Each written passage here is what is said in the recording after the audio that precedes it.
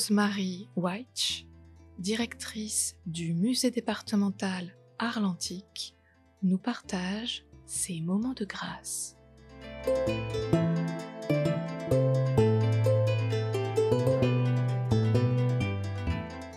Alors mon moment de grâce, il est assez introspectif. Moi je suis à la base chercheuse et j'ai fait toutes mes recherches sur les sarcophages du musée départemental Arlantique. Et en général, comme souvent malheureusement dans les universités, on étudie nos objets dans les livres. Donc bien sûr, j'étais venue au musée, je connaissais bien les sarcophages, mais finalement, la plupart du temps, mon rapport avec mon objet d'étude, il était dans la bibliothèque. Et donc, un soir où je faisais une visite des sarcophages en particulier, finalement, à la fin de la visite, le public est parti et je me suis retrouvée un petit moment seule, en fait, au milieu des sarcophages. Et là, d'un coup, j'ai réalisé la chance que j'avais de pouvoir, en fait, voir ces sarcophages, de pouvoir presque, alors ça paraît très bête, mais de pouvoir dialoguer avec, parce que justement, c'est plus qu'un objet d'étude, c'est une passion finalement, et de pouvoir, en fait, avoir ce rapport avec l'objet, c'est quelque chose qui est assez rare, et surtout pour des sarcophages, parce que c'est quelque chose de très personnel. C'est finalement un des derniers testaments que certains Romains nous ont laissés d'eux-mêmes. Donc voilà, finalement, avoir ce rapport direct, c'était très émouvant. Et je suis restée quelques heures, en fait. J'ai amené mon petit carnet d'études et puis j'ai commencé à travailler là, au milieu des sarcophages. Un moment seul à seul et en toute intimité avec tes objets préférés. Et en plus, à ce moment-là, quand tu faisais tes recherches, tu n'étais pas en France, non, il me semble? Non, pas du tout, effectivement. Donc j'ai fait ma thèse en Angleterre. Après, j'étais aux États-Unis et finalement en Scandinavie. Donc oui, je les ai toujours étudiés de très loin. D'où l'importance des bibliothèques et des catalogues.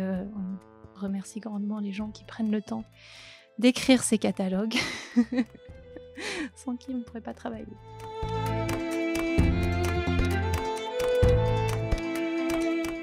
Et donc finalement, j'imagine que aussi lorsque tu faisais tes recherches et que tu faisais ta thèse, tu n'imaginais pas travailler et encore moins être à la tête du Musée Bleu. Ah non, pas du tout. C'est vrai que normalement, quand on se spécialise sur des sarcophages ou peu importe, c'est vraiment une approche, encore une fois, scientifique, c'est-à-dire que on considère ces objets comme des objets d'étude. Et particulièrement dans mon cas, j'étudie l'iconographie, donc vraiment les images, pour ceux à la limite qui étudient les matériaux, c'est peut-être autre chose, mais pour nous, on a vraiment une approche assez froide de l'objet, j'ai envie de dire.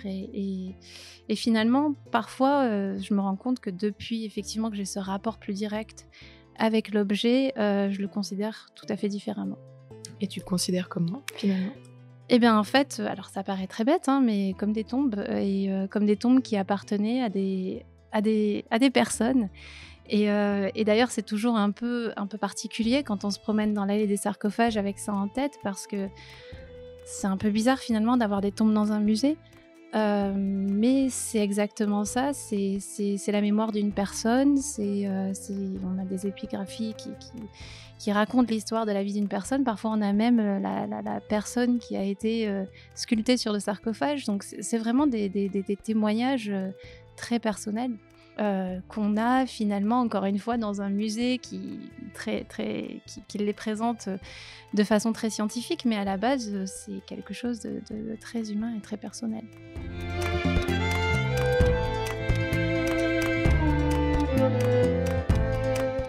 Et en tant que directrice, est-ce que tu as vécu un autre moment de grâce, peut-être avec le public Oui, alors un moment tout à fait différent. Donc on a le jardin Hortus où, alors si on y va le mercredi, en particulier le mercredi après-midi, on voit beaucoup d'enfants qui jouent dans le jardin Hortus au foot. Et il y avait un petit groupe de jeunes d'environ 9-10 ans. Et je leur ai dit, est-ce que vous êtes déjà venus au musée? Puisqu'ils viennent au Jardin Hortus, je me suis dit, voilà, je me suis posé la question. Ils m'ont dit non. Je leur ai demandé pourquoi. Ils m'ont dit, nous, les musées, ça nous ennuie, ça nous intéresse pas. Alors, je leur ai dit, écoutez, si vous voulez, vous venez avec moi. Je vous présente le musée. Si vous voulez, au bout de 5 minutes, vous pouvez partir. Et puis, si ça vous intéresse pas, ou alors vous pouvez rester. Alors, bien sûr, j'ai demandé aux parents la permission. Hein, j'ai pas kidnappé les enfants. Mais du coup, on est allé dans le musée et puis on est resté une bonne heure, 1 heure et demie.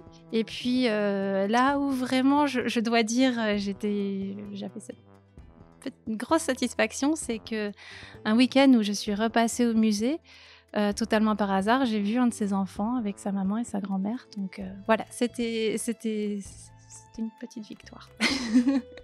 Et en fait, ça montre que parfois, il faut juste inciter les gens à pousser la porte. Tout simplement, et qu'on a encore effectivement du travail à faire là-dessus. Venez tous au Musée Bleu, Tout à fait, voilà, exactement. Je te remercie beaucoup, Romy, pour le partage de ces moments de grâce. Je t'en souhaite encore de très nombreux au sein du Musée Bleu. Et puis j'espère que tes recherches, pareil, sur les sarcophages vont se développer et que tu nous feras rêver prochainement avec des découvertes incroyables. Merci beaucoup, Aliénor.